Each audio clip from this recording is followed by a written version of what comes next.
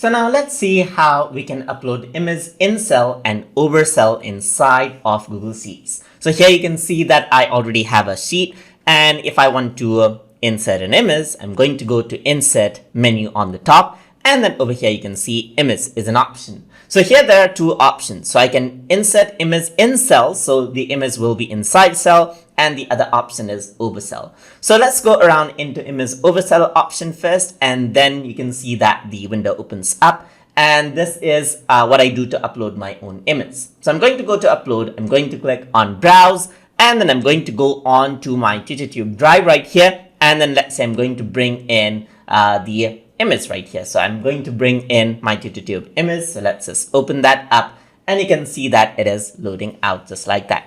So once I do that, you'll be able to see that the image is there. So you can see that as I scroll down, there's the image, and this is not linked to any cell. So I can go around and then resize this and place this wherever I want. As you can see, there's also the little menu right here which allows us to replace image, delete image, assign script, or reset the size and so forth. So if I were to do reset size, you can see that these are what I have. So let me just resize this out right here and then go around and then just place it wherever I want. So that is what I can do.